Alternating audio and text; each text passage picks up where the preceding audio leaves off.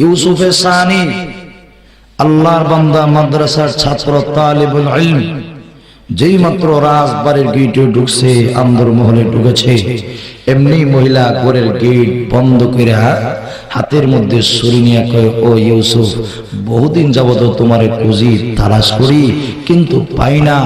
ও ইউসুফ, আমার হাতে ছুরি এই দেখো, যদি আমার মনের কামনা বাসনা চাহিদা পূরণ করো তুমি চার ভাইবা, আর না হয় আমি এই মুহূর্তে আত্মহত্যা করব, আমার আব্বা কিন্তু তোমাকে ছাড় দিবে না। যেরকম নাউজুবিল্লাহ। ভাইরা আমার, ইউসুফে সানি দারুল উলুম দেওবন্দের ছাত্র, উনি চিন্তায় পড়ে গেলেন এখন কি করা যায়। আমি যদি গুনার কাজ করে ফেলি আখিরাতের জীবন আমার ধ্বংস হয়ে যাবে, ঠিক না বেঠিক? ভাইরা আমার, উনি আবার চিন্তায় পড়ে গেলেন, এই মুহূর্তে যদি আমি তার কথা না মানি দুনিয়ার জীবন আমার নষ্ট হয়ে যাবে।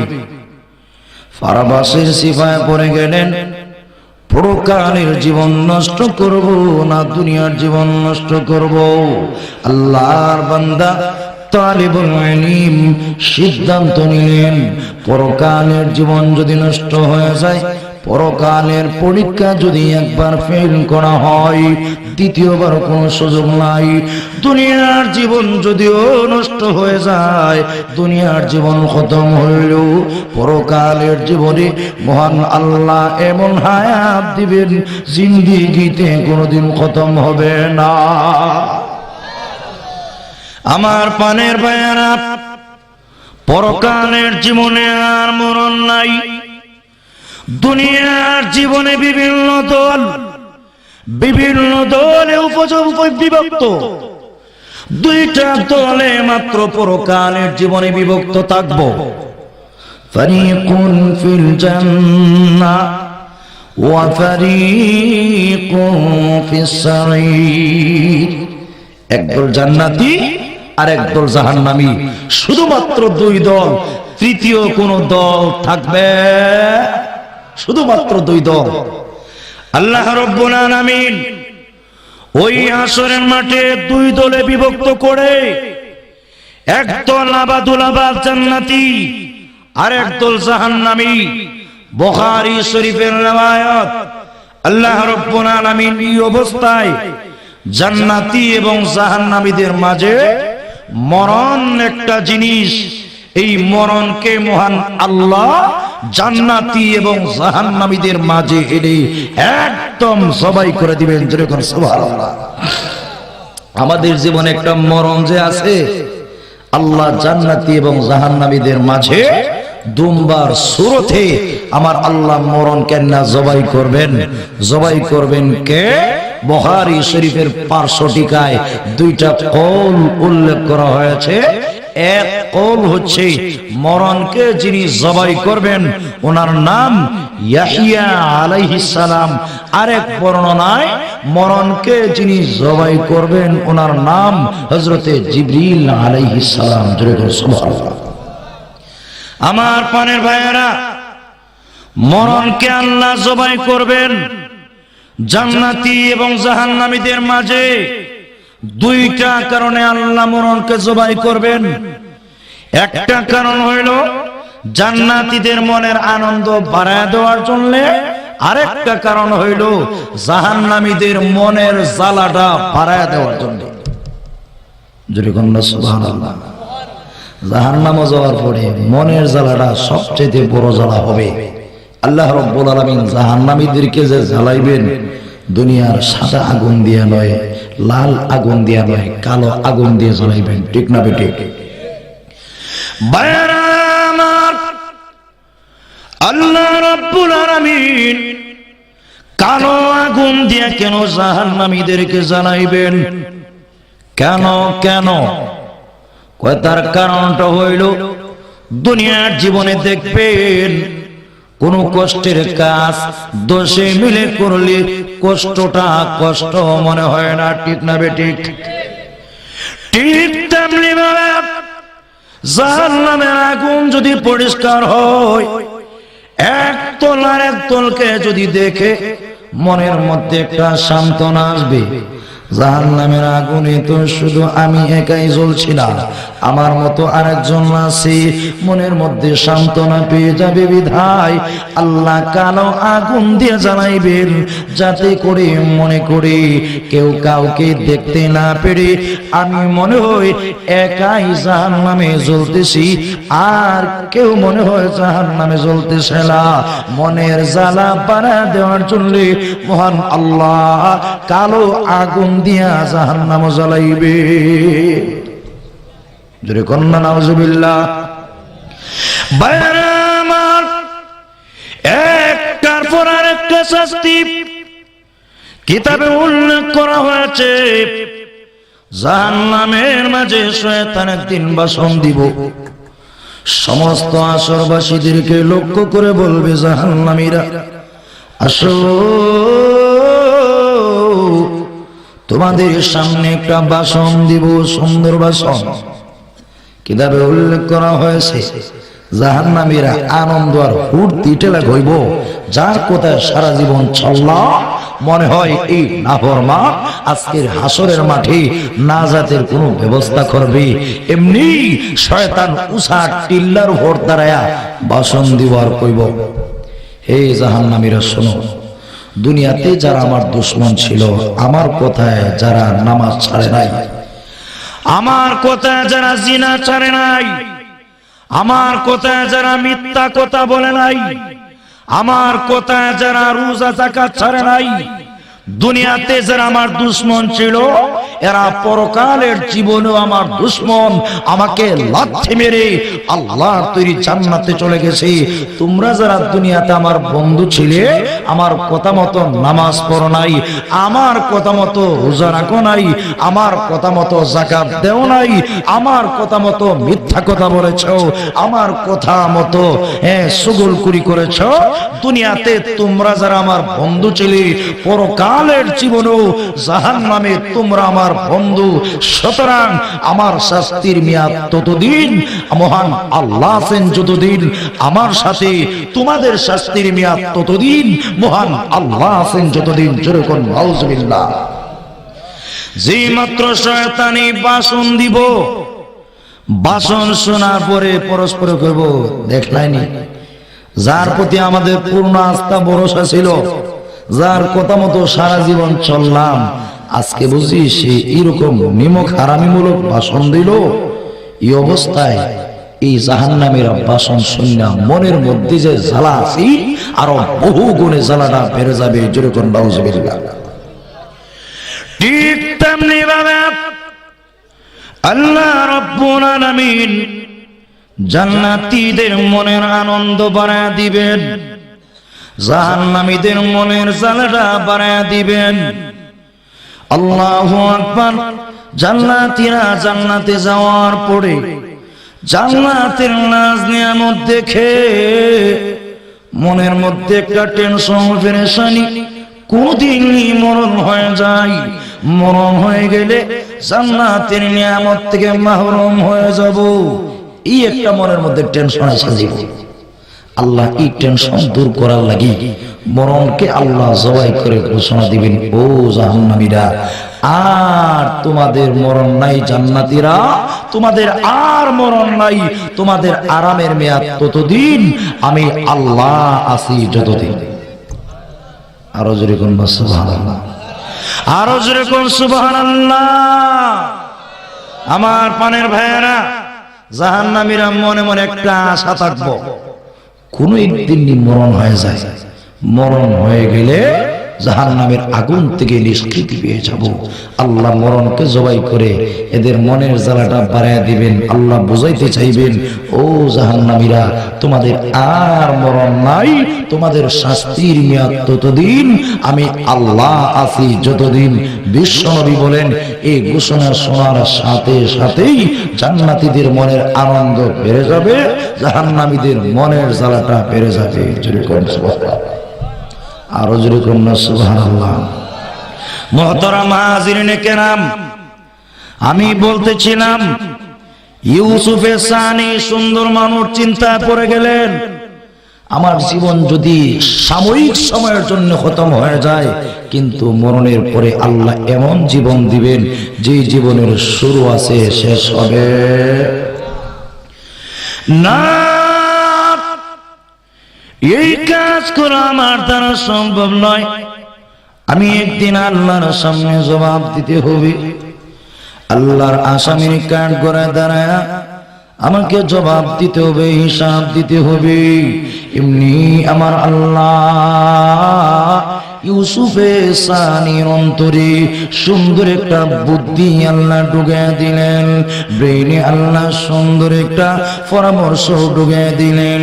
এমনি ইউসুফে সানি ডাক দিয়ে কয়, মহিলা গো, আমি তোমার মনের কামনা বাসনা চাহিদা পূরণ করব ঠিক, এর আগে আমার একটু সুযোগ দাও, বাথরুমে যাবো, প্রয়োজন সারমো। বাথরুম ঘরের সাথে লাগাই অ্যাটাচড বাথরুম আল্লাহর বান্দা গিয়েছে। এমনি বাথরুমে যাওয়ার পরে আল্লাহর বান্দা ইউসুফে সানি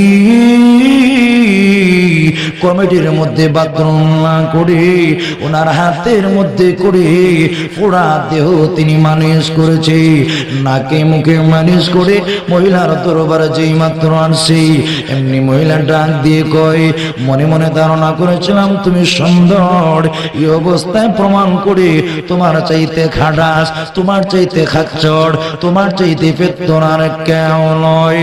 বাইরে আমার ওই মহিলা দারোয়ানকে হুকুম দিয়েছে, কোর থেকে তার বের করে দাও। জোরে কন্যা সুবহানাল্লাহ। দারুল উলুম দেওবন্দের ছাত্র ইউসুফ সানি আল্লাহর দরবারে শুকর আদায় করে আর কই, প্রভু তোমার দরবারে কি শুকর আদায় করবো আল্লাহ, দুনিয়ার গুনাহ থেকে আল্লাহ বাঁচতে পেরেছি। আল্লাহ দুনিয়ার ময়লা, দুনিয়ার পায়খানা আমার গায়ে লেগেছে। আল্লাহ গো, এই অবস্থায় আমি যদি গোসল করি, সাবান দিয়ে যদি পরিষ্কার করি গো, দুনিয়ার ময়লা দূর হয়ে যাবে।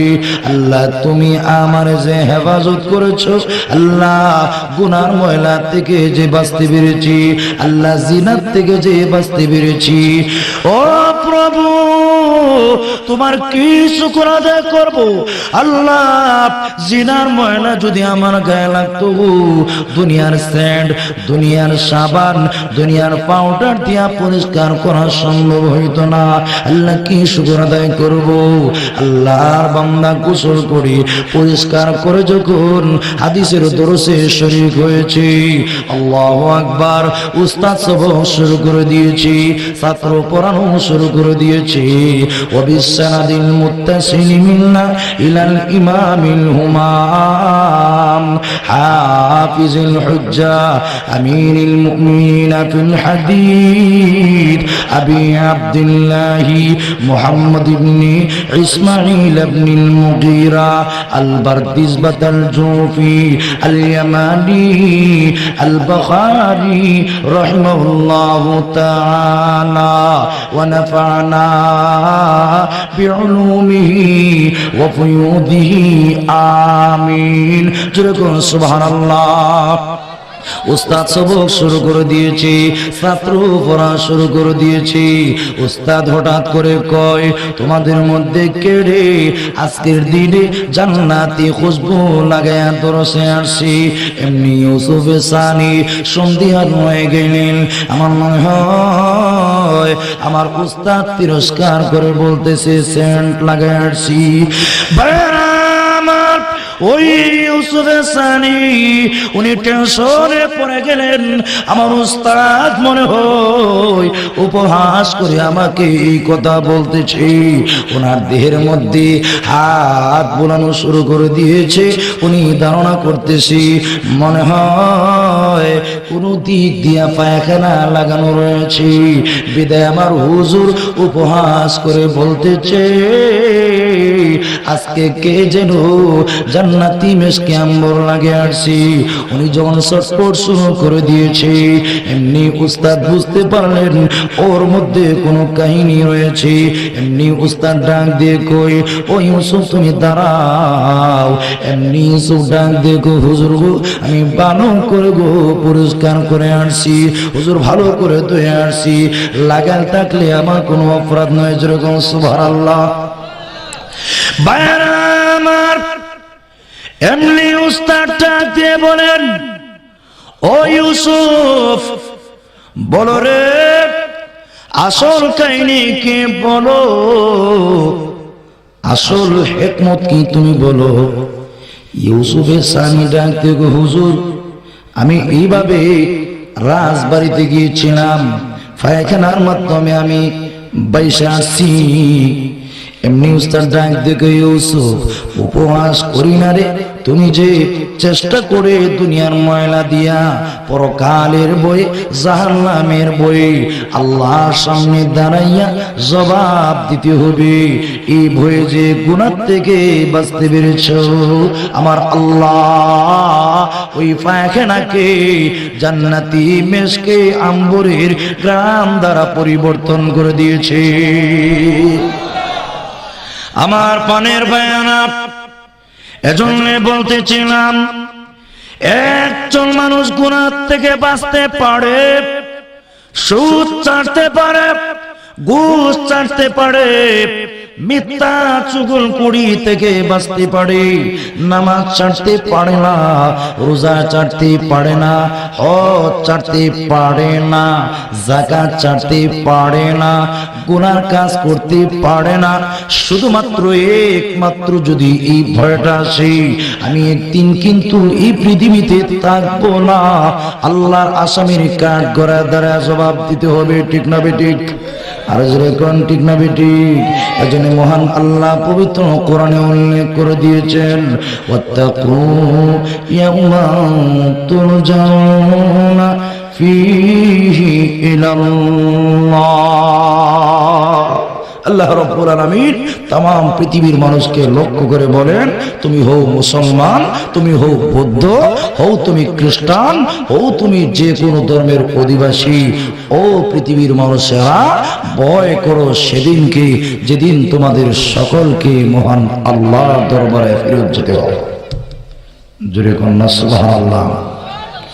আমার পানের ভাইয়েরা, তাফসীরে কুরতুবীতে আল্লামা আবু আব্দুল্লাহ মুহাম্মদ ইবনে আহমদ আল আনসারী আল কুরতুবী রাহমাতুল্লাহি আলাইহি উল্লেখ করেছেন, হযরত আব্দুল্লাহ ইবনে আব্বাস রাদিয়াল্লাহু তাআলা আনহু থেকে রওয়ায়াত, হাদিহিল আয়া আখিরু আয়াত নাযালাত আলার রাসূল সাল্লাল্লাহু আলাইহি ওয়াসাল্লাম। জোরে কোন সুবহানাল্লাহ। আব্দুল্লাহ ইবনে আব্বাস রাদিয়াল্লাহু তাআলা আনহু বলেন, এই আয়াত হচ্ছে পবিত্র কোরআনের আখিরি আয়াত, যে আয়াতের পরে আমার আল্লাহ পবিত্র কোরআনের আর দ্বিতীয় কোনো আয়াত নাজিল করেন নাই। যেরকম সুবহানাল্লাহ। এই আয়াত আখিরি আয়াত, যার পরে আল্লাহ কোনো আয়াত নাজিল করেন নাই, সর্বশেষ আয়াত। এই আয়াতটা কবে নাজিল হয়েছে? মুফাসসিরিনে কেরাম বিভিন্ন কওল, বিভিন্ন আকওয়াল নকল করেছেন। একজন উলামায়ে কেরাম বলেন, নবীজির ইন্তেকালের প্রায় 3 ঘন্টা আগে আমার আল্লাহ এই আয়াতটা বিশ্ব নবীর উপরে নাজিল করেছেন। আরো জোরে কন্যা সুবহানাল্লাহ। কেউ বলেছেন 9 ঘন্টা আগে নাজিল করা হয়েছে, কেউ বলেছেন 21 দিন আগে এই আয়াতটা মহান আল্লাহ নবীজির ইন্তেকালের আগে নাজিল করেছেন। এই আয়াত নাজিল করার পরে মহান আল্লাহ পবিত্র কোরআনের আর কোন আয়াত নাজিল করেন নাই। তাহলে প্রশ্ন হতে পারে, হুজুর এটা এমন কোন আয়াত যে আয়াতের আলোচ্য বিষয় কি, তার মজমুন, তার ভাবার্থ, তার মাফহুম কি হতে পারে, যে আয়াতে আল্লাহ কি বুঝাইলেন যে আয়াতের পরে আল্লাহ আর কোন আয়াত নাজিল করেন নাই? আমার পানির ভাইরা, এই আয়াতের মুফাসসিরিনে কেরাম কয়েকটা তাফসীর নকল করেছেন। একটা তাফসীর হইল এই আয়াতে তাম পৃথিবীর মানুষকে খেতাব করে বলেছেন, ও বিশ্বের মানুষ, তুমি হও মুসলমান, হও তুমি খ্রিস্টান, হও তুমি বৌদ্ধ, হও তুমি ইহুদি, হও তুমি হিন্দু, যে কোনো ধর্মের মানুষ হও, তোমরা ভয় করো সেদিনকে যেদিন তোমাদের সকলকে আল্লাহর দরবারে ফিরত চলে যেতে হবে। আরো জোরে করুন সুবহানাল্লাহ। ভাইরা আমার, ওই দিন বলতে কোন দিন? মুফাসসিরিনে কেরাম উল্লেখ করেছেন, আল ইয়াউমুল মুহাদ্দারু মিনহু ইম্মা ইয়াউমুল কিয়ামা ওয়া ইম্মা ইয়াউমুল হিসাব ওয়া ইম্মা ইয়াউমুল মাউত। জোরে কোন সুবহানাল্লাহ। মুফাসসিরিনে কেরাম উল্লেখ করেছেন, ওই দিন বলতে কোন দিন? তিনটা কোন নকল করা হয়েছে। এক বর্ণনায় আছে ওই দিন বলতে মরণের দিন, ওই দিন বলতে হিসাবের দিন, ওই দিন বলতে কিয়ামতের দিন। ওই তিনটা টাইমকে বোঝানো হয়েছে। ভাইরা আমার, আল্লাহ রাব্বুল আলামিন সর্বশেষে এই আয়াত নাযিল করে আল্লাহর নবীকে বোঝাইতে চেয়েছেন, 23 বছরের জমানায় আমি আল্লাহ যা নাযিল করেছি, ও নবীজি, আমি আল্লাহ 23 বছরের জমানায় আপনার উপর যত বিধান নাযিল করেছি, ও বিশ্ব পয়গম্বর, আপনি ভালো করে শুনে রাখুন, একজন মানুষের জীবনে হালাল হারাম যাচাই বাছাই করে চলা, হালাল হারাম তমিজ করে চলা তখনই সম্ভব হবে গো নবী। একজন মানুষের অন্তরে যদি এই ভয়টা থাকে, আমি একদিন কিন্তু চিরকাল থাকবো না, এই পৃথিবীর বাসর ঘর ভেঙে আল্লাহর সামনে জবাব দিতে হবে, আমি কিন্তু এই ঘরে চিরকাল থাকার জন্য আসি নাই, আসল ঠিকানা জান্নাতে আমাদের যেতে হবে। জান্নাতে যেতে হলে ফুলসিরাত হাসরের মাঠ সব কিছু পাড়ি দিয়ে আল্লাহ তৈরি জান্নাতে যেতে হবে। আল্লাহ বুঝাইতে চান, নবী গো, একজন মানুষের পক্ষে আল্লাহর গোলামি করা 23 বছরে যা নাজিল হয়েছে, এই বিষয়ের উপর আমল করা তখনই সম্ভব হবে যদি তার অন্তরে পরকালের দিনে আল্লাহর সামনে দাঁড়ায় জবাব দিয়ে তার ভয় থাকে। ঠিক না বেটি? আমার পানের ভাইয়ারা, পরকালের মাঠটা বড় ভয়াবহ মাঠ। আল্লাহর নবী বিশ্ব নবী রাহমাতুল লিল আলামিন ওই মাঠের বিবরণ দিয়েছেন। অর্থাৎ উপরে সূর্য, নিচের জমিনটা হবে তামার। অর্থাৎ উপরে সূর্য, নিচের জমিনটা হবে তামার। আসরের মাঠে সকলে কিন্তু উলঙ্গ, কারো পরনে কোনো কাপড় থাকবে না। ঠিক না বেঠিক?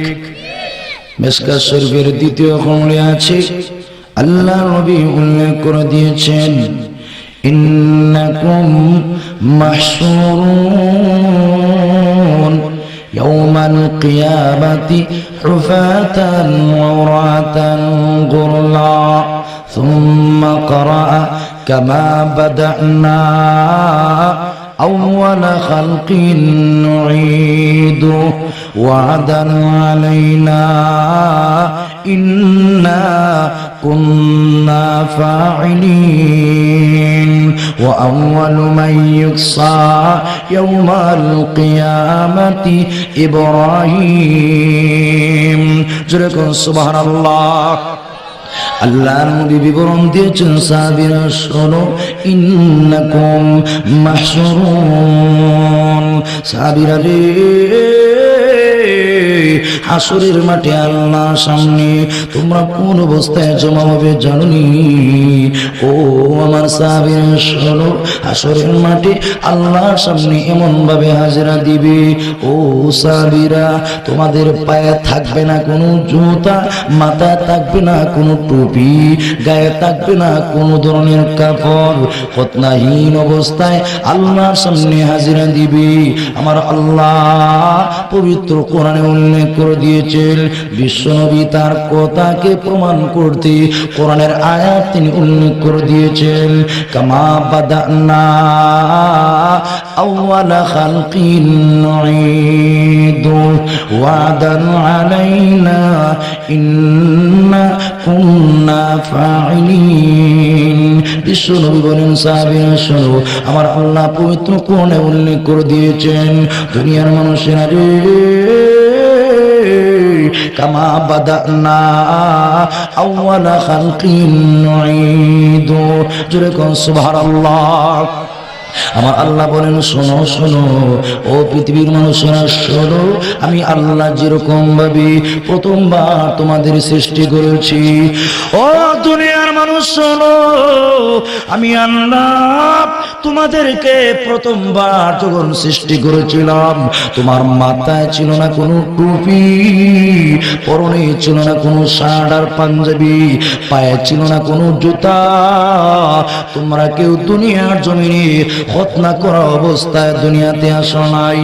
কামা বাদানা আউয়ালা খালকিন নুঈদু, আমি আল্লাহ যেমনি ভাবে দুনিয়ার জীবনে প্রথমবার তোমাদের সৃষ্টি করেছিলাম, এমনি ভাবে কিয়ামতের কঠিন ময়দানে আমি আল্লাহ যখন আমার দরবারে হাজিরা দেওয়ার জন্য ডাক দিব, আমি আল্লাহ যখন আমার দরবারে ফিরে নিব, এই অবস্থায় যেমনি ভাবে দুনিয়ার জমিনে সৃষ্টি করেছিলাম, ঠিক তেমনি ভাবে উলঙ্গ উলঙ্গ হইয়া আমি আল্লাহ দরবারে হাজিরা দিতে হবে। উলঙ্গ অবস্থায় আমি আল্লাহ আমার দরবারে নিয়ে যাবো। জোরে কোন সুবহানাল্লাহ। আম্মা জানা আয়েশা সিদ্দিকা রাদিয়াল্লাহু তাআলা আনহা বলেন, নবীজি হাসরের মাঠে আপনার আয়েশা কি উলঙ্গ হইবনি? আল্লাহ রাসূল বলেন, হ্যাঁ হ্যাঁ হ্যাঁ, হাসরের মাঠে তুমিও উলঙ্গ হইবা। নবীজি হাসরের মাঠে ফাতিমাও কি উলঙ্গ হইবনি? আল্লাহ রাসূল বলেন, ও আয়েশা, ফাতিমাও হাসরের মাঠে উলঙ্গ হইব। আম্মা জানা আয়েশা ডাক দিয়ে কই, নবীজি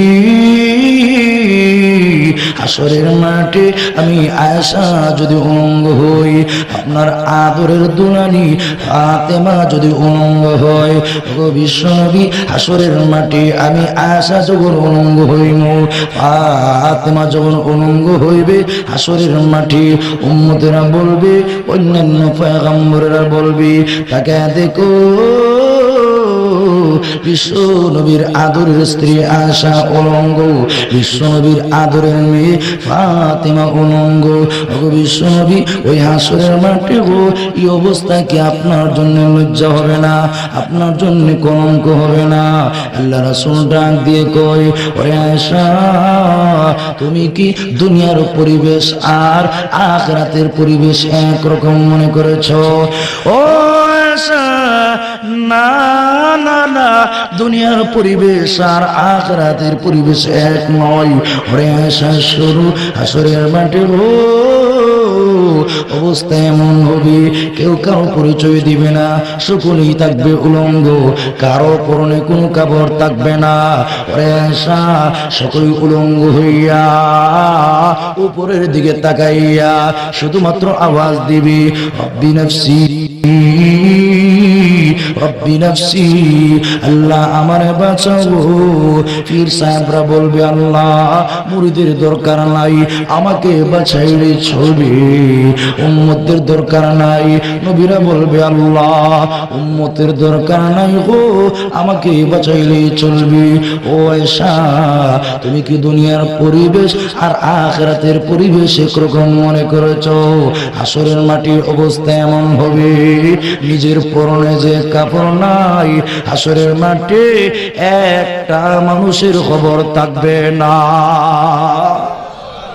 নিজের হরণে কাপড় নাই, ওহরের দিকে তাকাইবার কোনো সুযোগ থাকবে? আর বিশ্বনবী বলেন, কিন্তু ওই হাসরের মাঠে ওয়া আউয়ালু মা ইউসা ইয়াউমাল কিয়ামাতি ইব্রাহিম, কিন্তু ওই হাসরের মাঠে সর্বপ্রথম আমার আল্লাহ কাফর হরাইয়া যাকে সম্মান দান করবেন ওনার নাম হযরত ইব্রাহিম আলাইহিস সালাম। আর জোরে কন্যা সুবহানাল্লাহ। আপনাদের কষ্ট হচ্ছে? আরো জোরে কান। আমার পানের ভাইয়া কষ্ট যদি না হয় তাহলে একজনও যদি মজলিস থেকে উঠেন মাহফিলের সৌন্দর্যতা বিনষ্ট হয়ে যায়। এই অবস্থায় মাহফিলের সৌন্দর্য নষ্ট হয়। বক্তা যিনি, ওনার মনেও যে একটা আকর্ষণ, একটা ভাব, একটা তরতিব, তার মধ্যে বাধার সৃষ্টি হয়। এজন্য মেহেরবানি করে বরুণার হুজুর আসতেছেন, একজন মানুষ আমরা উঠবো না, রাজি আছেন তো? আরো যেরকম রাজি আছেন তো? কে কে রাজি আছেন হাত তোলা দেন তো দেখি। আল্লাহ কবুল করেন, সকলে বলি আমিন। আমার পানের ভাইরা বোঝার দরকার আছে, বড় চমৎকার বিষয়। ওই হাসরের মাঠে আল্লাহ সর্বপ্রথম যাকে কাফর হরাইয়া সম্মান দিবেন ওনার নাম ইব্রাহিম আলাইহিস সালাম। আরো যেরকম সুবহানাল্লাহ। এখানে প্রশ্ন হয়, হুজুর তাহলে হাসরের মাঠে আমাদের নবীও কি উলঙ্গ হইব? আমাদের নবী উলঙ্গ হবেন না। আল্লাহু আকবার। বিশ্ব নবীর সম্মান মর্যাদা রক্ষা করার জন্য আমার আল্লাহ আসমানে খতনা করাইয়া দুনিয়াতে পাঠাইছে। আর জোরে কন্যা সুবহানাল্লাহ। একমাত্র আমাদের নবী যার সম্মান মর্যাদা রক্ষা করার জন্য আমার আল্লাহ খতনা করাইয়া দুনিয়াতে পাঠাইছে। নাফ বুড়ি দামি আয়াত নবীজি দুনিয়াতে আসছেন, নার কাটো অবস্থায় আল্লাহ নবী দোরাতে আগমন করেছেন। জোরে কোন সুবহানাল্লাহ। আল্লাহ নবী বিশ্ব নবী রাহমাতুল লিল আলামিন খানায়ে কাবার কাজে অংশগ্রহণ করতেছেন। ইমাম বুখারী উল্লেখ করেছেন নবীজির বয়স মাত্র 6 অথবা 7 বছর। নবীজি খানায়ে কাবার কাজে অংশগ্রহণ করতেছেন। রাসূলের চাচা আব্বাস রাদিয়াল্লাহু তাআলা আনহু উনি লক্ষ্য করে দেখলেন ভাতিজা তো সুন্দর, গায়ের মধ্যে টুকা দিলেই যেন রক্ত ঝরে, এত সুন্দর করে আল্লাহ বিশ্ব নবীর বানাইছে। আমার নবীর মতো সুন্দর করে মহান আল্লাহ কোন মাখলুককেই বানায়নি। যেরকম সুবহানাল্লাহ। হযরতে আব্বাস চিন্তা করলেন ভাতিজার পরনে যে লুঙ্গি আছে এই লুঙ্গিটা কইলা যদি কাদের মধ্যে দিয়ে দেওয়া হয় তাহলে এখানে ইট পাথর বহন করা সহজ হবে, কাদের মধ্যে দাগ পড়বে না। যে মাত্র আব্বাস রাদিয়াল্লাহু তাআলা আনহু এই কথা চিন্তা করে লুঙ্গি দূরে টান দিছে, নবীজি অজ্ঞান হইয়া জমিনে পড়তে একটা সেকেন্ড দেরি করেন নাই। আরো জোরে কন্যা সুবহানাল্লাহ। না ও চাচা, উলঙ্গ হয়ে মোতা হতে পারে না। উপরের দিকে তাকাইয়া নবীজি কান্দেন, কই আল্লাহ আমার লুঙ্গি, আমার লুঙ্গি। এই কথা বলে নবীজি শুধু কান্দে। চাচা যখন লুঙ্গি ফেরত দিছে নবীজির জ্ঞান ফেরত আসছে। যেরকম সুবহানাল্লাহ। ইব্রাহিম আলাইহিস সালামকে আল্লাহ সর্বপ্রথম হাসরের মাঠে কাপড় পরাইবেন, তাহলে আমার নবীর উপর সম্মান মর্যাদা বেড়ে যায়। ঠিক না বেঠিক? এই হাদিসের ব্যাখ্যায় মিরকাতুল মাফাতিহি মোল্লা আলী কারি রাহমাতুল্লাহি আলাইহি উল্লেখ করেছেন ইব্রাহিম নবীকে আল্লাহ হাসরের মাঠে কাপড় পরাইবেন, আর আমার নবীকে হাসরের মাঠে নয় রোজায়ে আতহরে জান্নাতি হুল্লা জান্নাতি লেবাস পরাইয়া হাসরের মাঠে তুলবেন। আর জোরে কন্যা সুবহানাল্লাহ। বাইরা আমার আল্লাহ রাব্বুল আলামিন জিবরাইল এবং মিকাইলকে হুকুম দিবেন, জিবরাইল রে ও মিকাইল, ইসরাফিলে ফাইকারি ফু দেওয়ানোর আগে আগে আমার নবীকে রোজায়ে আতহর থেকে জান্নাতি লেবাস পরিধান করে হাসরের মাঠে তুলো। জোরে কন্যা সুবহানাল্লাহ। জিবরাইল আলাইহিস সালাম ফরিয়াদ করবেন, প্রভু তামাম পৃথিবী সমতল হয়ে গেছে, ও প্রভু মক্কা মদিনা চিনার কোনো আলামত নাই, আমরা কেমনে চিনব তোমার নবীজি রোজায় ধরে শুয়ে আছে? আল্লাহ ডাক দিয়ে বলবেন, জিবরাইল রে, আমার নবী যে রোজায় ধরে শুয়ে আছে তার একটা নিদর্শন আছে, একটা আলামত আছে। আমি আল্লাহর সে আজিম থেকে জমিন পর্যন্ত নূরের লাইটের একটা ফোকাস দিয়ে দিলাম। ওই লাইট এবং ফোকাস ফলো করে করে যেখানে গিয়া দেখবে লাইটের আলো শেষ, মনে করবে ওই জায়গায় আমার বিশ্ব নবী শুয়ে আছে।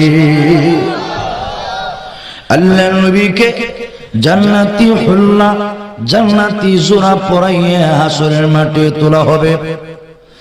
বায়ানামাত ইব্রাহিম আলাইহিস সালামকে হাসরের মাঠে উলঙ্গ তাকার পড়ে আল্লাহ সর্বপ্রথম কাপড় পরিধান করাইবেন। আমাদের নবীকে হাসরের মাঠে নয়, কাপড় পরাইয়া হাসরের মাঠে তুলবেন। সুতরাং আমার নবীর উপর সম্মান মর্যাদা বেড়ে যায় না, ঠিক না বেটি?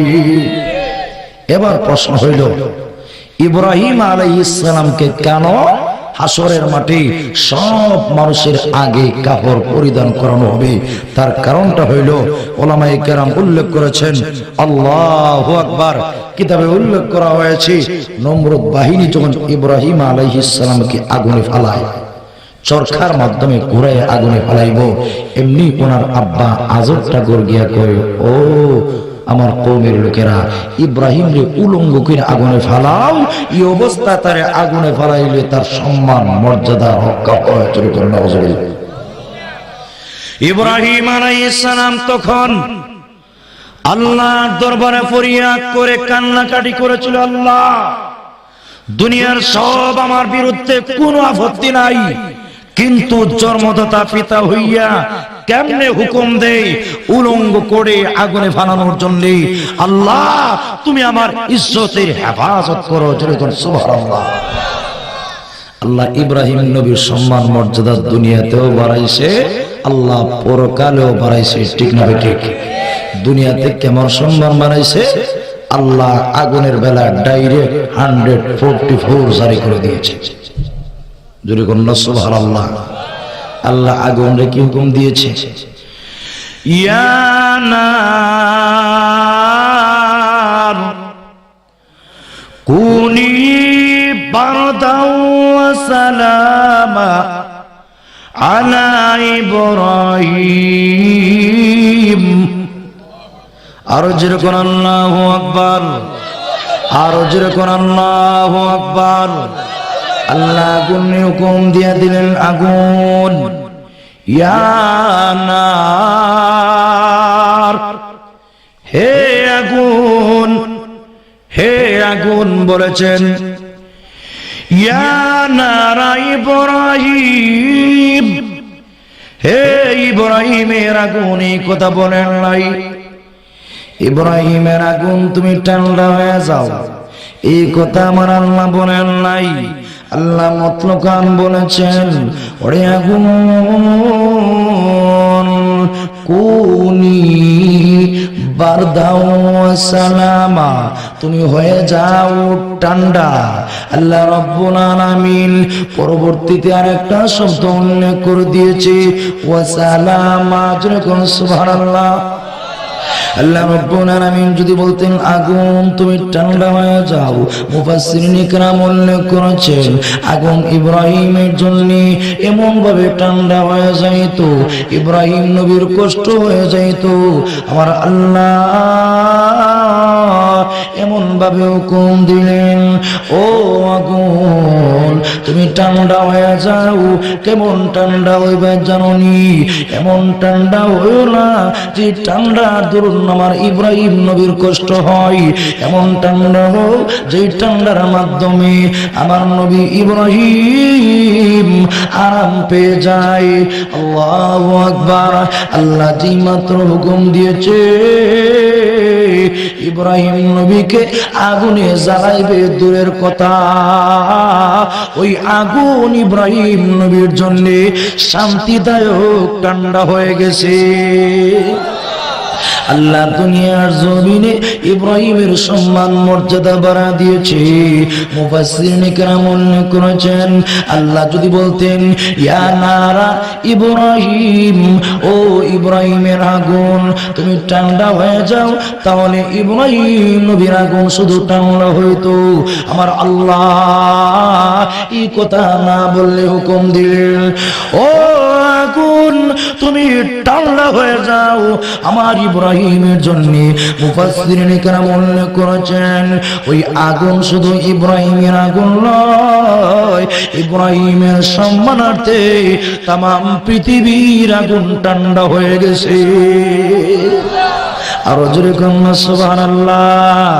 ইব্রাহিম নবীকে আগুনে বানানোর পরে আল্লাহু আকবার, আমার আল্লাহ ফুলের বাগানে পরিণত করে দিয়েছে। উনি হাউসের মধ্যে পানি পান করে এমনি নমরুদ ডাক দিয়ে কই, ওরে আগুন তোমার কি জ্বালানোর ক্ষমতা নষ্ট হয়ে গেল? ও আগুন ইব্রাহিম নবীরে কেন জ্বালাইতে পারতেছ না? এমনি আমার আল্লাহ আগুনের জবান খুলে দিলেন। আগুন ডাক দিয়ে কই, ও নাফরমান, ও শয়তান, ও খবিস, আমার ক্ষমতা আছে কিনা নাই তুই একটু আগুনে নাইমা দেখ। নমরুদ রে, আমার আল্লাহ ইব্রাহিম নবীর বেলায় আমার ক্ষমতা নষ্ট করে দিয়েছে। আল্লাহ হুকুম দিয়েছে সাবধান সাবধান, আমার নবীর জ্বালাইবে দূরের কথা, আমার নবীর একটা পশম জ্বালাইতে পারবে না। ও নমরুদ, আমার ক্ষমতা আছে কিনা নাই তুই একটু নাইমা দেখ। আল্লাহর কসম তুই নামতে দেরি হবে, তোকে জ্বালাইয়া সরকার করে দিতে একটা সেকেন্ডও দেরি করব না। আল্লাহ দুনিয়ার জমিনে ইব্রাহিমের সম্মান মর্যাদা বাড়ায় দিলেন। পরকালের জমিনে আমার আল্লাহ ইব্রাহিম নবীর সম্মান মর্যাদা বাড়ায় দিয়েছেন। ও মুসলমান, নমরুদ বাহিনী আল্লাহর নবীকে যে উলঙ্গ করেছিল, আল্লাহর নবীর সম্মান মর্যাদা নষ্ট করেছিল, তাই আমার আল্লাহ হাসরের মাঠে যেখানে আদম নবী উলঙ্গ, যেখানে নূহ নবী উলঙ্গ, যেখানে মূসা নবী উলঙ্গ, যেখানে সুলাইমান নবী উলঙ্গ, যেখানে ইব্রাহিম নবী উলঙ্গ, যেখানে ইসমাইল নবী উলঙ্গ, যেখানে ইসহাক নবী উলঙ্গ, যেখানে ইয়াকুব নবী উলঙ্গ, যেখানে জাকারিয়া পয়গম্বর উলঙ্গ, যেখানে ইয়াহইয়া পয়গম্বর উলঙ্গ, যেখানে ঈসা নবী উলঙ্গ, সব মানুষ যেখানে উলঙ্গ, আমার আল্লাহ ওনার সম্মান মর্যাদা বাড়া দেওয়ার জন্য সর্বপ্রথম আমার আল্লাহ ওনাকে কাপড় পরিধান করানোর হুকুম দিবেন। সকলেই উলঙ্গ। আল্লাহু আকবার। একটার পর আর একটা হুঙ্কার। আল্লাহ হাসরের মাঠে বিছাড়ের মসনদে বসে আল্লাহ হুঙ্কার দিবেন। ও মুসলমান, হাসরের মাঠে সব নবীরা পর্যন্ত জবান বন্ধ, উম্মতের জবান বন্ধ, কারো কোনো জবান দিয়ে কোনো কথা নাই। আমার আল্লাহ হাসরের মাঠে সিংহাসনে বসে খানায়ে কাবা বর্তমানে যেখানে আছে ওই জায়গায় মহান আল্লাহর ইজলাস বসানো হবে। আল্লাহ সিংহাসনে বসে আল্লাহ হুঙ্কার দিবেন, লিমানিল মুলকুল ইয়াউম। যেরকম আল্লাহু আকবার। আরো জোরে কোন আল্লাহু আকবার। আল্লাহ হাসরের মাঠে বিচারের কাঠ করায় সকলকে দাঁড় করাইবেন। আল্লাহ মুসনদে বসে হুকুম দিবেন, লিমানিল মুলকুল ইয়াউম, বলো আজকের দিনের বিচারের মালিক কে? দুনিয়ার রাজা বাদশারা কোথায়? কোথায় নমরুদ, কোথায় ফেরাউন, কোথায় হামান, কোথায় সাদ্দাত, কোথায় কারুন, কোথায় আমেরিকার বুশ? বলো লিমান, কার জন্যে? আল মুলকুল ইয়াউম, আজকের দিনের রাজত্ব বিচারের মালিক কে? আল্লাহ যেই মাত্র ওঙ্কার দিবেন সকলের জবান বন্ধ। আদম নবী থেকে নিয়ে ঈসা নবী পর্যন্ত সব নবীর জবান বন্ধ রে ভাই। কারো জবান দিয়ে কোনো কথা নাই, সকলেই নিজের ফিকিরে থাকবেন। উম্মতেরা কইব আল্লাহ বাঁচো গো বাঁচাও, ইয়া রব্বি নফসি রব্বি নফসি, আল্লাহ বাঁচাও বাঁচাও। কেউ কারো কোনো পরিচয় দিবে না, উম্মতরা তো কেউ কারো কথা স্মরণ করবে না। নবীরা পর্যন্ত সব ভুলে যাবে, সব পয়গম্বরের উম্মতের কথা ভুলে যাবে, পীর সাহেবরা মুরিদের কথা ভুলে যাবে। কেউ কারো কোনো পরিচয় নাই, কেউ কারো কথা কোনো স্মরণ করবো না রে ভাই। আমাদের নবী বিশ্ব নবী ওই হাসরের মাঠে উম্মতের কথা ভুলে যাবে না। আরো জোরে কন্যা সুবহানাল্লাহ। আমাদের নবী হাসরের মাঠে মাকামে মাহমুদে সবুজ রঙের বিল্ডিং এ আল্লাহর কুদরতি পায়ে নবীজি সিজদায় পড়ে যাবেন। আল্লাহু আকবার। ইমাম বুখারী উল্লেখ করেছেন আল্লাহর কুদরতি পায়ে আরশে আজিমের নিচে নবীজি সিজদায় পড়ে আল্লাহ এমন প্রশংসা করবেন। নবীজি বলেন এমন প্রশংসা এর আগে কোনোদিন করি নাই, ওই দিন যে করব এর পরেও আর কোনোদিন করতে পারবো না। বিশ্ব নবী বলেন সিজদায় পড়ে আমি কাঁদবো আর বলবো আনতা আরহামুর রাহিমিন, আল্লাহ তুমি না সব দয়ালুদের দয়ালু আল্লাহ, আল্লাহ তুমি না আমাদের মুনিব, আল্লাহ আমরা না তোমার গোলাম। ও প্রভু, মুনিব যদি গোলামের সামনে হুঙ্কার দেয় গোলামের জবাব দেওয়ার ক্ষমতা আছে না গো আল্লাহ। আল্লাহ তুমি না সব দয়ালুদের দয়ালু আল্লাহ, আনতাল হাইয়ুল কাইয়ুম, আল্লাহ তুমি না নিজে কায়েম ছিলে সব কিছুরে তুমি কায়েম রেখেছো।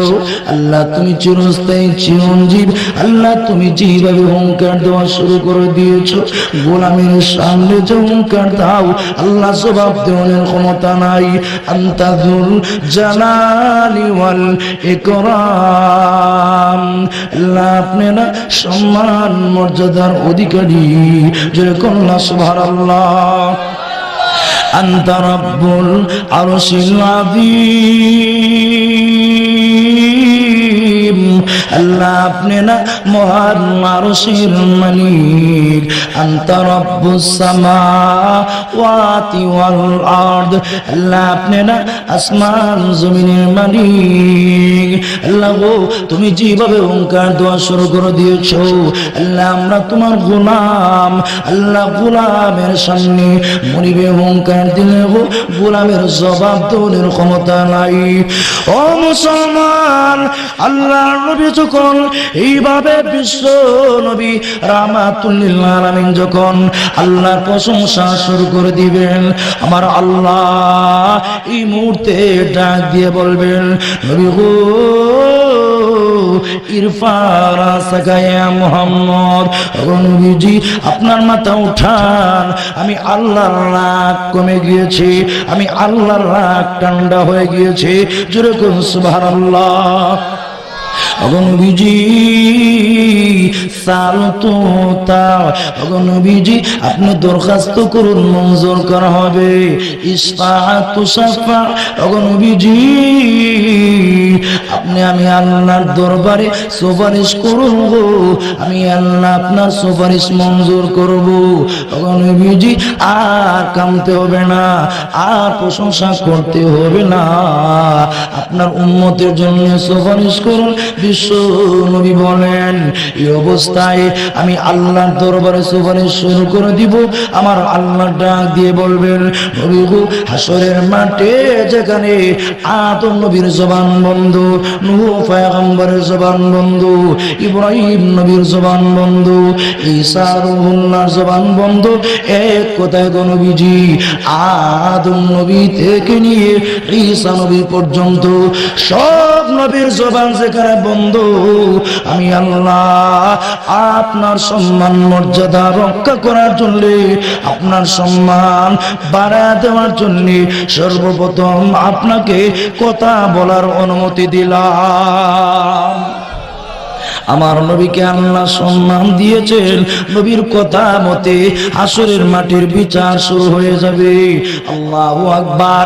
যার একটা নেকি বেশি হবে উনি জান্নাতি, যার একটা গুনাহ বেশি হবে উনি হয়ে যাবে জাহান্নামী। ঠিক না বেঠিক? আর যেরকম ঠিক না বেঠিক? হাদিস শরীফে উল্লেখ করা হয়েছে আল্লাহ রাসূল বলেন এক ব্যক্তিকে হাসরের মাঠে তার নামায়ে আমল ওজন দেওয়ার পরে তার নেকি এবং বদি দুনো সাইড সমান থাকবে। হাসরের মাঠে আল্লাহর বিধান থাকবে যার একটা নেকি বেশি উনি জান্নাতে চলে যাবে, যার একটা গুনাহ বেশি হবে উনি জাহান্নামে চলে যাবে। যার নেকি এবং বদি দুনো সাইড সমান, এই অবস্থায় মহান আল্লাহ তার জন্য একটা স্থান নির্ধারণ করে রেখে দিয়েছেন জান্নাত এবং জাহান্নামের মাঝে। ওই জায়গার নাম হইল আরাফ। এটা জান্নাতের তুলনায় কষ্টের জায়গা, জাহান্নামের তুলনায় আরামের জায়গা। ওই জায়গায় উনি থাকবে যার নেকি এবং বদি সমান। ওই লোকটা তাকে হুকুম দেওয়া হবে বান্দারে তোমার একটা নেকি বেশি হইলে চূড়ান্ত ফয়সালা, তুমি জান্নাতি হয়ে যাবে।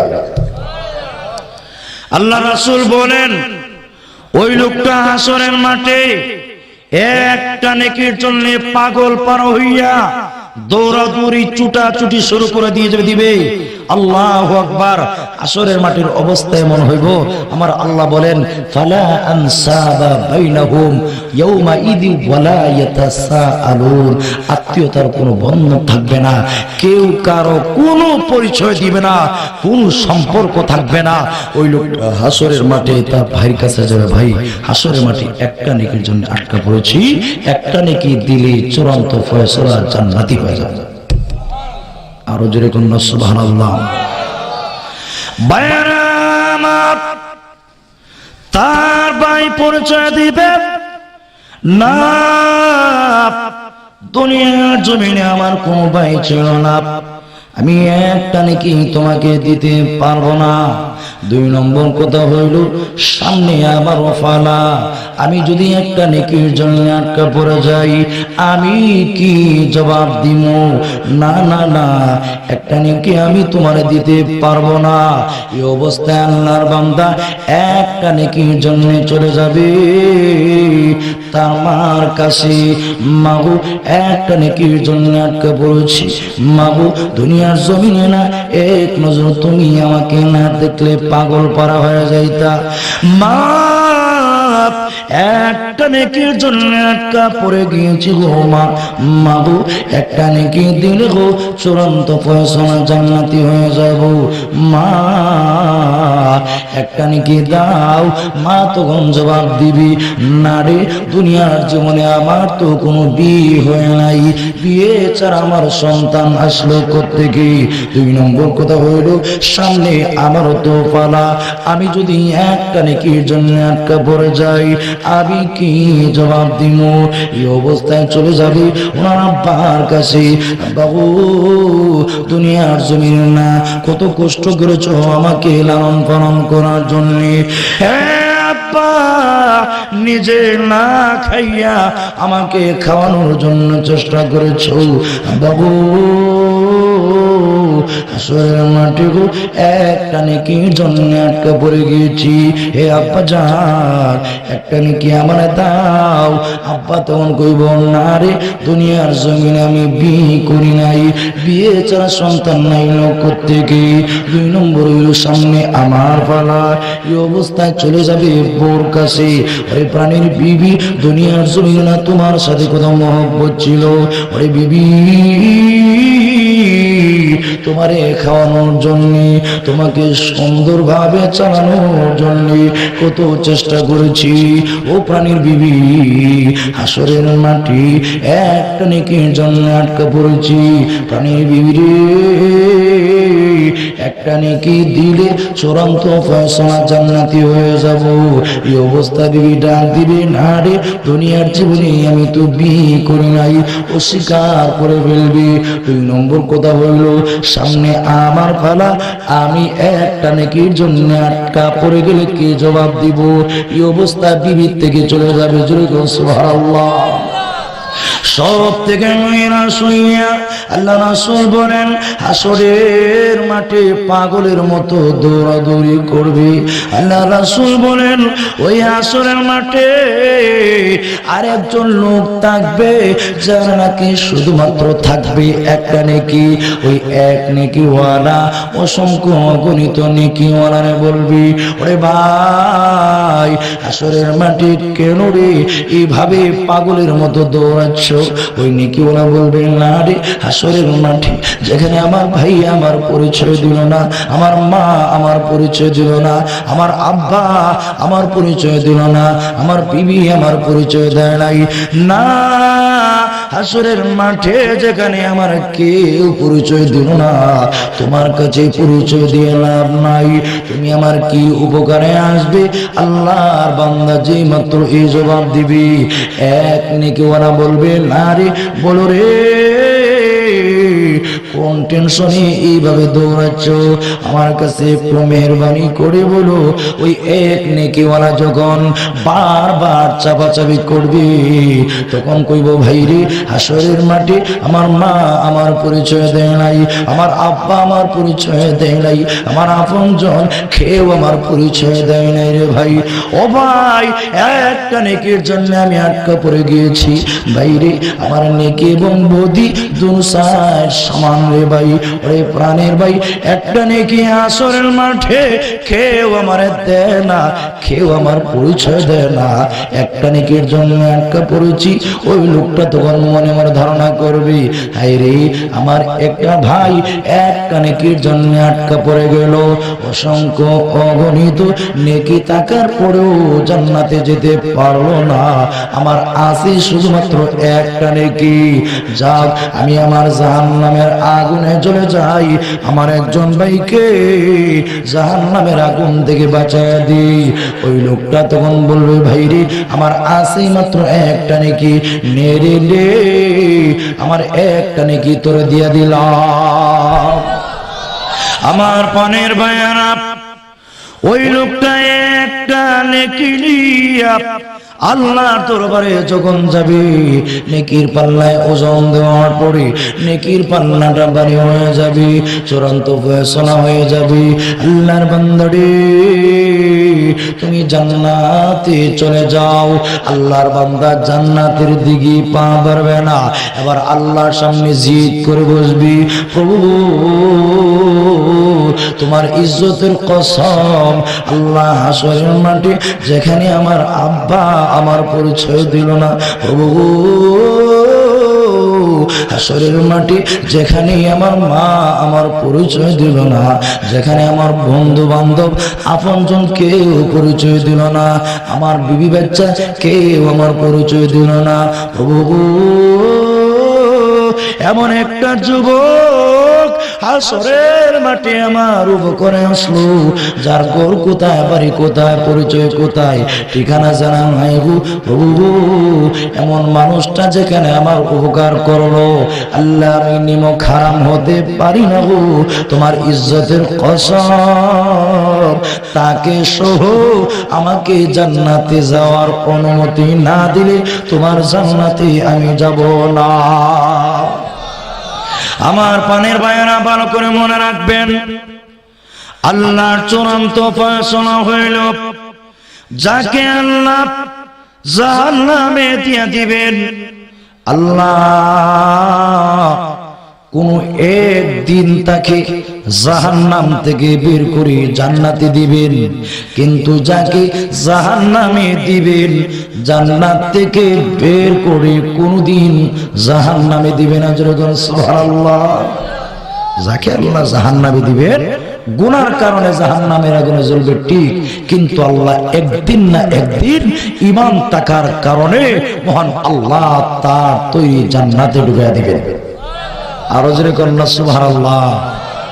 আমার পানের ভাইয়ারা, এখানে একটা জিনিস মনে রাখেন, আল্লাহ যে তার বান্দাগুলিকে জাহান্নামে জ্বালাইবেন আসলে কোন শাস্তি দেওয়ার জন্য নয়, মহান আল্লাহ শুধুমাত্র একমাত্র তার বান্দাকে গুনার ময়লা থেকে পবিত্র করার জন্য জাহান্নামের আগুনে জ্বালাইবেন। আরো জোরে কন্যা সুবহানাল্লাহ। এই জিনিসটা সুন্দর একটা উদাহরণ দিলে বুঝবেন, সহজে বুঝে আসবে। আমরা যারা দুনিয়াতে বিয়ে করছি, যাদের সন্তান হয়েছে, মাঘ মায়া শীতের সময় সন্তান যখন পেশাব পায়খানা কইরা কাপড় চোপড় সহ তার দেহ সহ একদম ভরায় ফেলে, এই অবস্থায় আপনাদের জিজ্ঞাসা করি, মা কি পায়খানা সহ বাচ্চাকে কোলে নেয় না পরিষ্কার করে কোলে নেয়? আরো জোরে কান। পরিষ্কার করে কোলে নেয়। এই অবস্থায় মাঘ মায়া শীত, কোন শীত, ঠান্ডা পানি বাচ্চার গায়ে যখন লাগে, মাইগো মইগো হাল্লা চিৎকার শুরু করে, ঠিক না বেটি? আরো যেরকম ঠিক না বেটি? আপনাদের জিজ্ঞাসা করি, মাঝে বাচ্চাকে ঠান্ডা পানিয়ে ধৌত করতেছে, মা কি কষ্ট দেওয়ার জন্য না পরিষ্কার করার জন্য? আরো যেরকম বাচ্চা যে কান্নাকাটি করে, তার কান্নাকাটিতে মায়ের অন্তরে কোনো দরদ লাগে? আরো যেরকম দরদ লাগে না, কোন কষ্ট লাগে না, কারণ মার টার্গেট আমার বাচ্চারা তো কষ্ট দেওয়ার উদ্দেশ্য নয়, পরিষ্কার করে পায়খানা থেকে পরিষ্কার করে একদম পরিষ্কার করে আরামের সাথে কুলি নিমু। বাচ্চা চিৎকার করার পরেও মার অন্তরে দরদ আর মায়া লাগে না। ঠিক তেমনি ভাবে আমরা যারা দুনিয়ার জীবনে গুনাহ করেছি, জিনা করেছি, সুদ খেয়েছি, ঘুষ খেয়েছি, চুগলখুরি করেছি, গীবত করেছি, শিকায়ত করেছি, পরনিন্দা করেছি, মিথ্যা কথা বলেছি, জিনা করেছি, মদ খেয়েছি, গাঁজা খেয়েছি, তার গুনার ময়লা আমাদের দেহের মধ্যে লাগানো আছে। জান্নাত পবিত্র জায়গা, গুনার ময়লা লইয়া জান্নাতে যাওয়া যায় না।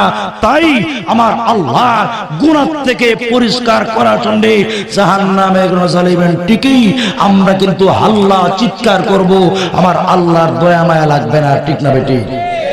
কারণ আল্লাহর উদ্দেশ্য তো কষ্ট দেওয়া নয়, আমার আল্লাহর উদ্দেশ্য গুনার ময়লা যে আমাদের গায়ে লাগছে তার থেকে পরিষ্কার কইরা, একদম পরিষ্কার কইরা আল্লাহর তৈরি জান্নাতে দেওয়ার জন্য। যেরকম সুবহানাল্লাহ। আরো যেরকম না সুবহানাল্লাহ। যার অন্তরে সরিষা দানা পরিমাণ ঈমান আছে, জাল্লা পরিমাণ ঈমান আছে, সামান্য কষ্ট হচ্ছে আপনাদের, ছেড়ে দিমু। আরো যেরকম আমার পানের ভাইরা, তাহলে কেউ উঠবেন না, প্রধান অতিথি আসতেছেন, আসুন। আল্লাহ রাব্বুল আলামিন জাহান্নামও দিবেন, কিন্তু মনে রাখবেন যার অন্তরে সরিষার দানা পরিমাণ ঈমান থাকবে ওই লোকটা একদিন না একদিন জান্নাতে যাবে। আরো যেরকম না সুবহানাল্লাহ। ভাইরা আমার, আল্লাহর নবী রাহমাতুল লিল আলামিন হাসরের মাঠে যখন অনুমতি পাবেন উম্মতের সুপারিশের জন্য, আল্লাহ বিশ্ব নবীর অনুমতি দিবেন, নবী গো আপনি দেখে দেখে সুপারিশ করে আপনার উম্মতকে জান্নাতে নিয়ে যান। যেরকম সুবহানাল্লাহ। আরো যেরকম সুবহানাল্লাহ। আল্লাহ রাসূল জাহান্নামের হারে যাবেন, ওনার উম্মতকে সুপারিশ কইরা জান্নাতে নিয়ে যাবেন। যেরকম সুবহানাল্লাহ। নবীজি বলেন, আমি জীবন শেষ করে দিব, শেষ করে দিব। তাহলে উঠেন কেন? কেউ উঠবেন না, হুজুর আসতেছেন, কয়েক মিনিটে চলে আসবেন। আমার সময় হইল 10:30, 10:30 তো প্রায় শেষ। মুহতারাম হাজিরিনে কেরাম, আসুন আল্লাহ তাআলা বিশ্ব নবীরে আল্লাহ একটা সীমারেখা নির্ধারণ করে দিবেন। রাসূল বলেন ফায়ুহাদ্দুলি হাদ্দান, আমার জন্য একটা সীমারেখা নির্ধারণ করে দেওয়া হবে। হে রাসূল, এই পরিমাণ উম্মতকে সুপারিশ করে জান্নাতে নিয়ে যান। আরো জোরে কন্যা সুবহানাল্লাহ। আল্লাহ রাসূল বলেন আল্লাহর হুকুম পাওয়ার পরে নির্দিষ্ট পরিমাণ উম্মতকে সুপারিশ করে আল্লাহর তৈরি জান্নাতে নিয়ে যাব। আবার আল্লাহর কাছে অনুমতি চাইব, আল্লাহ আবার নির্দিষ্ট পরিমাণ উম্মতকে সুপারিশ করে আল্লাহর তৈরি জান্নাতে নেওয়ার অনুমতি দিবেন। নবীজি বলেন একবার, দুইবার, তিনবার যাওয়ার পরে চতুর্থবারের বেলায় আল্লাহ বলবেন নবী গো, ওগো নবীজি, এইবারের ফালা আমি আল্লাহর জন্য। জোরে কন্যা সুবহানাল্লাহ। আরেক বর্ণনা আছে আল্লাহর নবী তখন জবাব দিবেন প্রভু, আমার জানা মতে আর কোন উম্মত জাহান্নামে নাই ইল্লা মান হাবাসাহুল কুরআন, আল্লাহ কোরআন যাদেরকে আটকা রেখেছে। আমার কোরআন শুধুমাত্র তাদেরকে আটকা রাখবে যারা নাকি শিরিক করে দুনিয়া থেকে চলে গিয়েছে, গুনার ময়লা নিয়ে শিরিক করে দুনিয়া থেকে চলে গিয়েছে। শিরিক ছাড়া যত ধরনের গুনাহ আছে সব ধরনের গুনাহ আল্লাহ যাকে ইচ্ছা যার জন্য ইচ্ছা মাফ করে দিবেন। শিরিক ছাড়া বান্দা যত ধরনের গুনাহ করুক, যত ধরনের অন্যায় করুক, মহান আল্লাহ তওবা করতে দেরি হয়, জিন্দেগীর গুনাহগুলি মাফ করতে একটা সেকেন্ড দেরি করেন না। আমার আল্লাহ কেমন দয়ালু, আমার আল্লাহ কেমন বড় মেহেরবান। বান্দা যখন পরকালের কথা স্মরণ করে, আখিরাতের কথা স্মরণ করে, আল্লাহর দরবারে তওবা করে, তওবা করতে দেরি হয়, আল্লাহ তার গুনাহগার বান্দা বান্দাগুলির জীবনের গুনাহগুলি মাফ করতে একটা সেকেন্ড দেরি করেন না। আমার পানের বায়ানা হযরত ওমর জারি করলেন, আমার এই দেশে কেউ মদ পান করতে পারবে না, মদ পান হারাম। মদ পান হারাম করে দিলেন। ওনার দেশে কেউ মদ পান করার অনুমতি নাই। এক যুবক চলে গিয়েছে জঙ্গলে, ওনার ধারণা হযরত ওমর এলাকায় নিষেধ করেছে মদ পান করার জন্য। জঙ্গলে গিয়ে মদ পান করলে হযরত ওমর তো আর দেখবে না, এই অবস্থায় জঙ্গলে চলে গেছে। আল্লাহু আকবার। হযরত ওমর রাদিয়াল্লাহু তাআলা আনহু উনি জঙ্গলেও যাইতেন, এলাকায় ঘুরে ঘুরে বেড়াইতেন। আমার জনগণ কেমন আছে, চমৎকার সুন্দর একটা ঘটনা উল্লেখ করা হয়েছে। আল্লাহু আকবার। হযরত ওমর রাদিয়াল্লাহু তাআলা আনহু একদিন উনি রাত্রি বেলা ঘুরতেছি, ঘুরতে ঘুরতে তাকে দেখি এক ঘর থেকে আওয়াজ হয়, প্রেমের সুখে একজন মহিলা গান গাচ্ছে। রাত কবির একজন সুন্দরী সুরসী যুবতী মহিলা প্রেমের সুখে গান গাচ্ছে। এমনি ওমর চিন্তায় পড়ে গেলেন, আমার দেশে একজন মহিলা প্রেমের সুখে গান গাইবি? না না না, তা হতে পারে না। হযরত ওমর চিন্তা পড়ে গেলেন, আমি যদি দরজায় করাঘাত করি মহিলা তার কণ্ঠ বন্ধ করে ফেলবে, কোন হালতে আছে আমি ওমর আসল অবস্থা জানতে পারবো না। তাই হযরত ওমর করলেন কি, উকি মেরে দেখতে পাচ্ছেন একজন সুন্দরী সুরসী যুবতী মহিলা বিছানায় ছটফট করে আর প্রেমের সুখে গান গায়। হযরত ওমর পরের দিন সকালবেলা ওই মহিলার বিরুদ্ধে ফরমান জারি করলেন, তাকে আমার রাজ্যে ধরে নিয়ে আসো। আমার পারে ভাইয়ারা, এই মহিলা যখন ধরে নিয়ে আসা হইল, হযরত ওমর জিজ্ঞাসা করলেন, মা, গত রজনীতে দেখলাম তুমি একা একা প্রেমের সুখে গান গাচ্ছ। মা জবাব দাও, ওইভাবে রাত্রে গভীর একটা দুইটা প্রেমের সুখে তুমি গান গাচ্ছিলে কেন? জবাব চাই। মহিলা জবাব দে, ওমর, আমি অপরাধ করেছি একটা, আপনি অন্যায় করেছেন তিনটা। জোরে কন্যা সুবহানাল্লাহ। হযরত ওমর কি স্বাভাবিক মানুষ না অসাধারণ মানুষ? আরো জোরে কোন। হযরত ওমর তো সেই মানুষ যার আঙ্গুলের ইশারায় অর্ধেক পৃথিবী পরিচালিত হয়। হযরত ওমর শাসন করে মদিনায়। লন্ডন থেকে কোন মহিলা যদি কয় কান্দিস না, হযরত ওমর এসে যাবে। আল্লাহর কসম, ওমরের নাম শুনলেই শিশু বাচ্চা কান্না বন্ধ করে বুকের দুধ পান করতে বাধ্য হয়। জোরে করে সুবহানাল্লাহ। যারে দেখলে শয়তান পর্যন্ত ভয় পায়, যার মন মতো আমার আল্লাহ পবিত্র কোরআনের একটা দুইটা বিধান নয়, 21টা বিধান আমার আল্লাহ ওমরের মন মতো নাজিল করে দিয়েছে। আর জোরে কন্যা সুবহানাল্লাহ। আল্লাহ সাধারণ একজন মহিলাকে, ওমর আমি অন্যায় করেছি একটা, আপনি অন্যায় করেছেন তিনটা। আমাদের এলাকায় প্রধানমন্ত্রী তো দূরের কথা, সাধারণ চেয়ারম্যান সাহেব যদি আপনাদের এলাকায় স্বাভাবিক ফ্যামিলির একটা মেয়ে কই, চেয়ারম্যান সাহেব আমার ভুল ঠিক আছে মানলাম, তবে আপনি আরো বেশি ভুল করছেন, আপনারা কি কোন? এই কথা বললে ফিটের সামরা কিছু বাকি থাকবে? আরো জোরে কোন। আমার ওমরটা দিয়ে বলেন, মা তিনটা অন্যায় কি করেছি গো মা, বলো কি অপরাধ করেছি বলো। কোনো প্রতিবাদ নাই, কোনো রাগ নাই। শুক্রবার দিন মিম্বরে বসে তিনি ভাষণ দিবেন।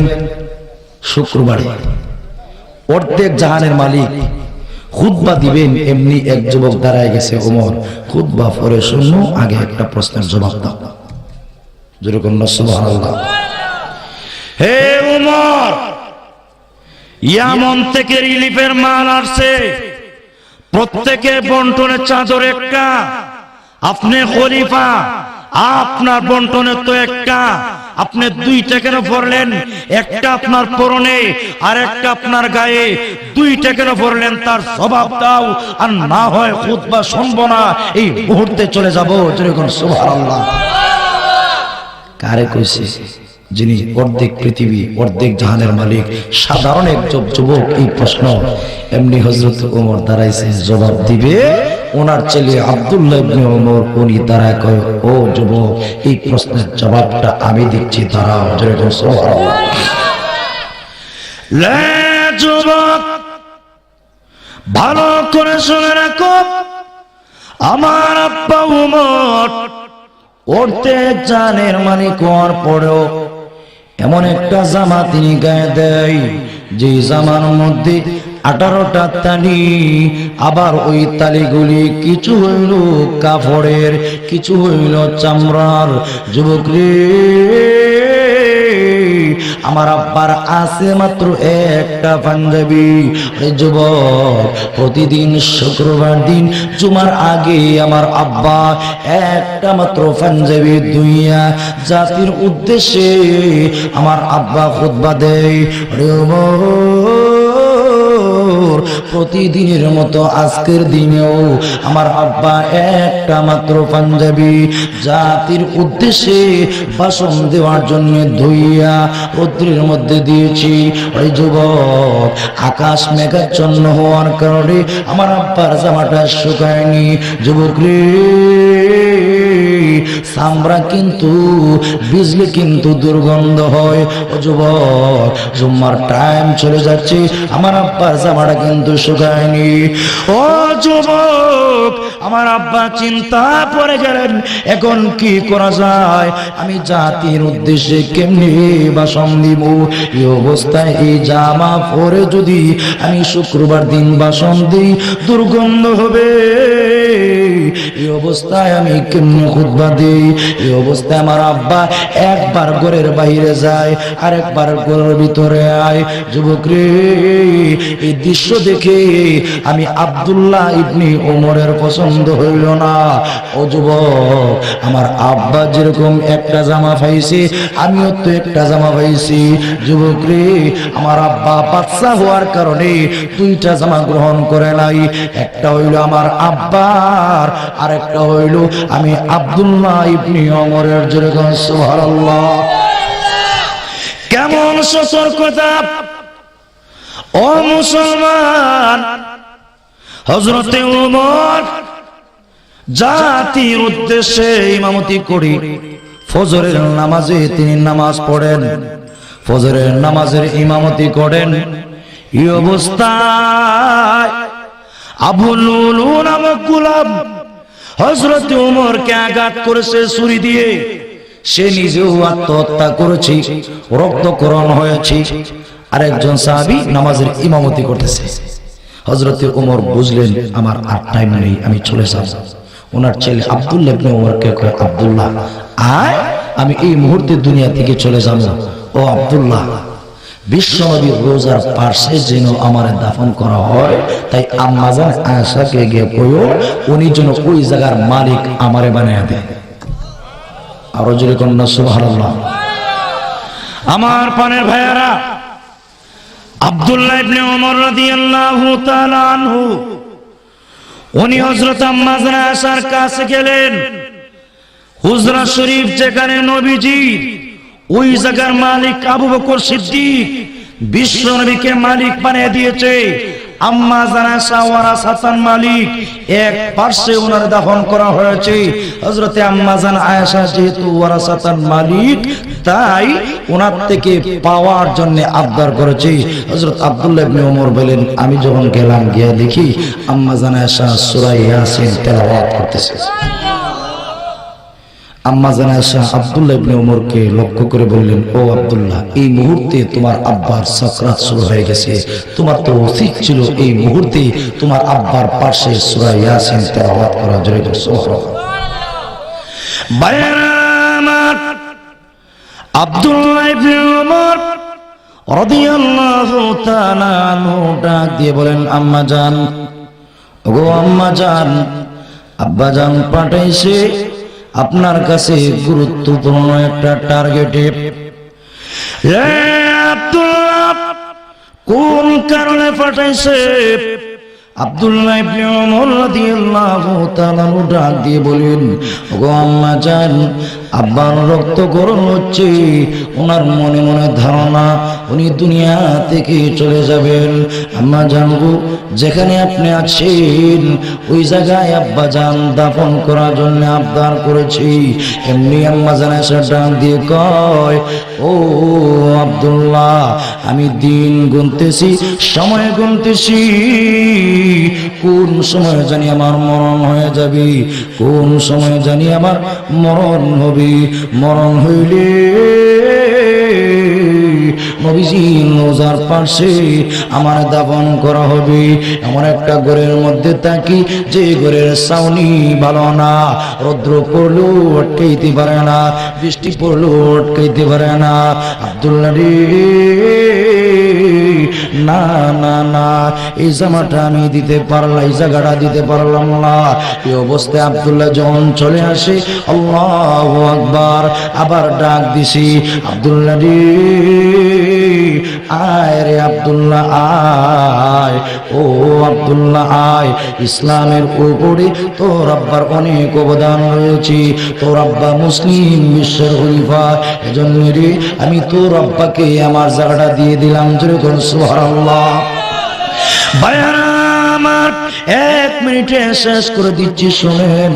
হযরত ওমর রাদিয়াল্লাহু তাআলা আনহু ওনার দরবারে যখন আব্দুল্লাহ ইবনে ওমর আসলেন, আব্বা জান, প্রথমে কিন্তু আম্মা জান অনুমতি দেয়নি। ও আব্বা জান, পরবর্তীতে বলেছি ইসলামের উপর আপনার অনেক অবদান রয়েছে, অনেক ihsan রয়েছে, এজন্য উনি জায়গাটা দিয়ে দিয়েছি। হযরত ওমর ডাক দিয়ে কইলেন, না রে আমার না, ওই জায়গায় দাফন করার দরকার নাই। আব্দুল্লাহ, আম্মা জান আয়েশা যে শুনতে আমাকে জায়গাটা দিয়েছে, এটা আমার জন্য ঘুষ হয়ে যাবে। না না না, ঘুষের জায়গা নিয়ে আমি কবর জগতে যেতে চাই না। আব্দুল্লাহ রে, বরং আমাকে ইন্তেকালের পরে মদিনার সবচাইতে বড় গুরুস্থান জান্নাতুল বাকিতে আমারে ওইখানে নিয়ে যাইও। এরপরে তোমাদের যদি মন চায় তাহলে বিশ্ব নবীর রোজার বাম পার্শ্বে দাফন কইরো, কারণ ওই মুহূর্তে আমার কোনো এখতিয়ার থাকবে না। হযরত ওমরকে এই কাজটা করাইলো শুধুমাত্র একমাত্র পরকালের বই আল্লাহর সামনে জবাবদিহি করতে বেরোই বই। এজন্য আল্লাহ বলেন ওয়াত্তাকু ইয়াওমান তুরজাউনা ফীহি ইলাল্লাহ। আল্লাহ বলেন ও বিশ্বের মানুষ, ভয় করো ওই দিনকে যেদিন তোমাদের সকলকে আল্লাহর দরবারে ফিরত চলে যেতে হবে। ফিরত গেলেই শেষ নয়, আল্লাহ কয় সুম্মা তুওয়াফা কুল্লু নাফসিন মা কাসাবাত, এরপরে পরিপূর্ণ বদলা দেওয়া হবে। কাদের কি? কুল্লু নাফসিন, প্রত্যেকটা প্রাণকে। কিসের? মা আমিলাত, মা কাসাবাত আয় মা আমিলাত মিনাল খাইরি ওয়াশ শাররি, প্রত্যেকটা মানুষ জীবনে ভালো মন্দ যা কামাই করেছে তার পরিপূর্ণ বদলা দেওয়া হবে। আল্লাহ কয় ওহুম লা ইউযলামুন আয় ওহুম লা ইউনকাসুনা মিন আমালিহিম মিনাল খাইরি ওয়াশ শাররি। আল্লাহ কয় পরিপূর্ণ বদলা দেওয়া হবে, কোনো কমতি হবে না। ভালো করলে ভালোর বদলা ভালাই দেওয়া হবে, মন্দ করলে তার বদলা সেই হিসাবে দেওয়া হবে, যারা পরিমাণ কোনো কমতি হবে না। এজন্য আল্লাহ কই ওই দিন আসার আগে আগে নিজের আমলকে সংশোধন করো। একদিন মরবে, মরণের হাত থেকে কেউ বাঁচতে পারবে না। আল্লাহর সামনে দাঁড়াইয়া জবাবদিহি করতে হবে, হাসরের মাঠে জবাবদিহি করতে হবে। প্রত্যেকটা মানুষকে আল্লাহর সামনে দাঁড়াইতে হবে। এই ভয় যদি মানুষের অন্তরে আসে, ওই মানুষটা চুরি করতে পারবে না, ডাকাতি করতে পারবে না, কোনো ধরনের গুনাহ করতে পারবে না। শুধুমাত্র একমাত্র যদি এই ভয়টা আসে, আমি তো পরকালের যাত্রী, আল্লাহর সামনে জবাবদিহি করতে হবে। এই কারণে আমার আল্লাহ 30 পারা কোরআন নাজিল করার পরে সর্বপ্রথম এই আয়াতটা নাজিল করে বুঝাইলেন, নবী গো 23 বছর যা নাজিল হয়েছে, একজন মানুষের পক্ষে তো কোনোই আমল করা সম্ভব যদি একজন মানুষের অন্তরে পরকালের জীবনে আল্লাহর সামনে জবাবদিহি তার ভয় হয়। ঠিক না বেটি? আল্লাহ আমাদের সকলকে পরকালের কথা স্মরণ করে আল্লাহ আমাদের সকলকে জীবনের আমালগুলি সংশোধন করার তৌফিক দান করুক। সকলে বলি আমিন। ওয়া আখিরু দাওয়ানা আনিল হামদুলিল্লাহি রাব্বিল আলামিন।